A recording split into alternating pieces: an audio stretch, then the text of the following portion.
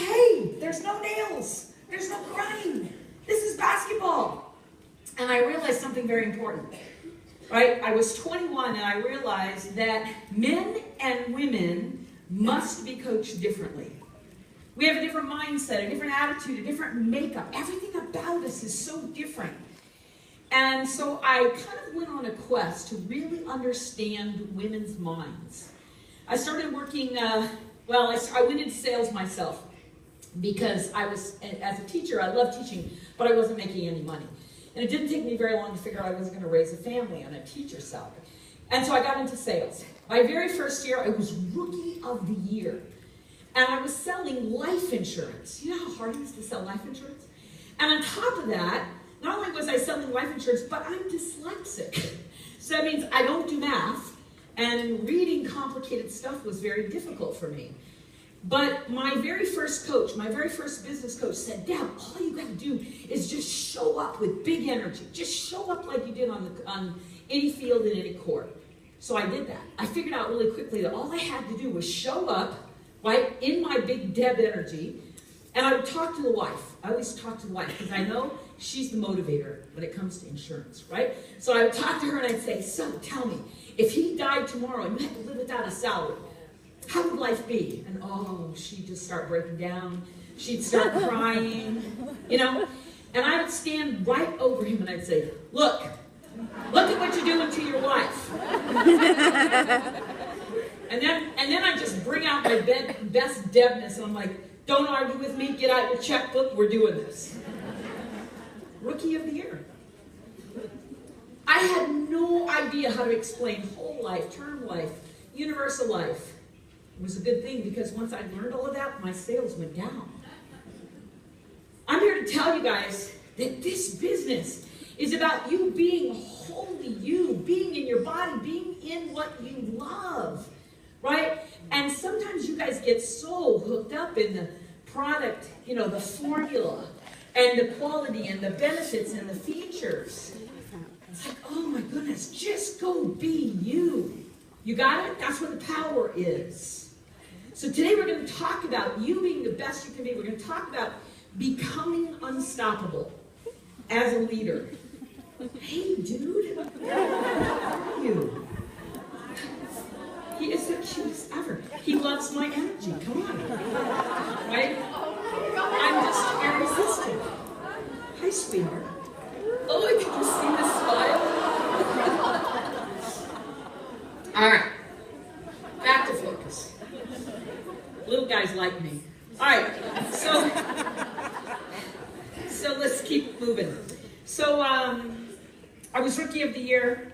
Went to the top of the organization. It wasn't long before I figured out that every organization has a ceiling. And although I was missing that teaching, that ability to teach, I realized very quickly that while I could make a lot of money in sales, my heart wasn't singing. And I realized you have to have both. Your heart has to sing.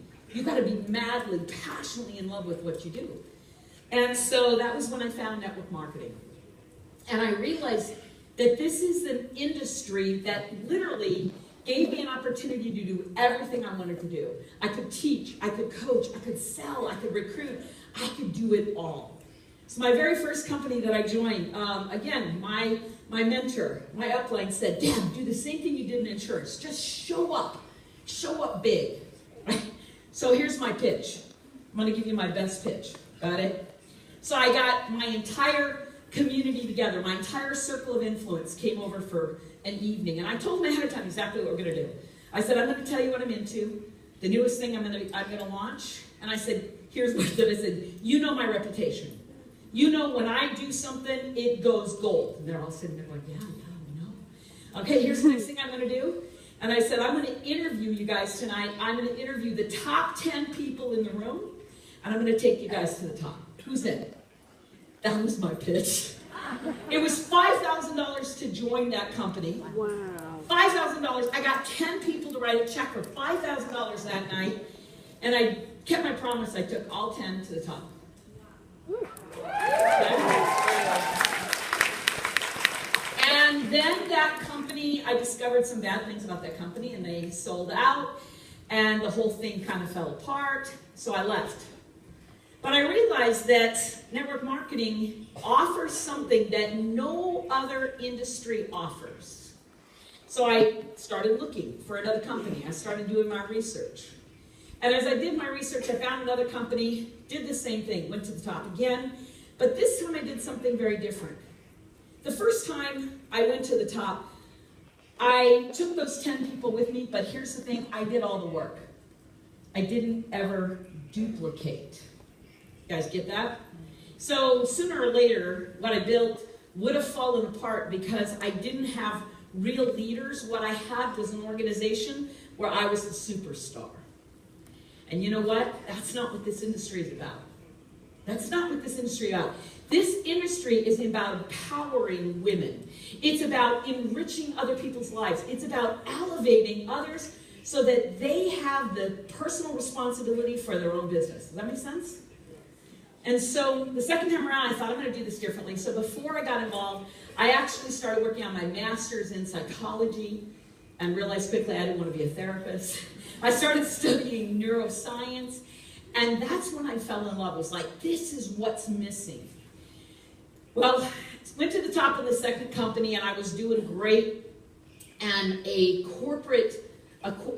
corporate company called me and said, Deb, we want to hire you to be a VP of training for our company. And they were getting ready to launch a brand new product line, and I was going to be an owner, right? A VP and an owner. So I couldn't pass it up. It was like, wow. So I left again. I left what I had built the second time. Because what I realized was I wanted to have a global reach. I wanted to reach out wide, not just go deep in one leg. And so what I decided was I was going to join this company and build all their stuff. I spent 2 years doing research for them, building the structure. They were going to be a women-focused organization, so they wanted everything to be women-focused. Here's what I discovered. During that research time, 80% of the sales force in this industry are women. 80%. And yet, women only manage to access about 20% of the money in the industry. And what's wrong with that picture? I mean, that's just great on you. 80% of the sales force, and we're only taking home 20% of the money.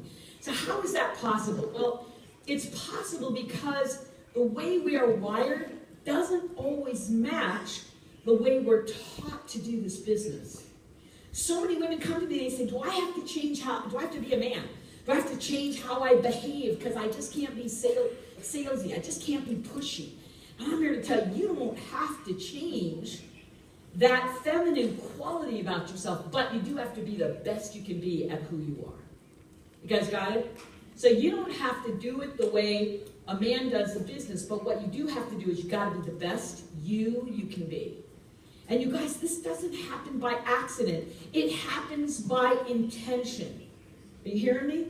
You must intentionally decide today that you're not going to leave here until you've gathered everything you possibly can to elevate your core identity, to step into your greatness. If you want to do this business and do it right, go to the top. Become a black status. You guys got it? Access the money. How cool would it be if this was the first company in network marketing history where we didn't play by the same percentages? You know how many women make it to the top in any company? You guys know? About 2%. Let's break that. What if it was 5%? What if it was 10%? What if 50% of the people that came into this company went to the top? How amazing would that be, right? But you guys got to own it. You gotta absolutely change not who you are as a woman, but you got to change that energy where you settle for where you are. You guys feel it? We got to demand more of ourselves. You got to treat this business like a business. This is not a hobby. Not for you guys, you're leaders. This is not a hobby. Now, maybe some of the people on your team, it's a hobby, and that's fine because all are welcome here. But guys, if you want to be a leader, then be a leader. Let's talk today about what does it take to be an unstoppable leader. Got it? Good. All right, so let's do that.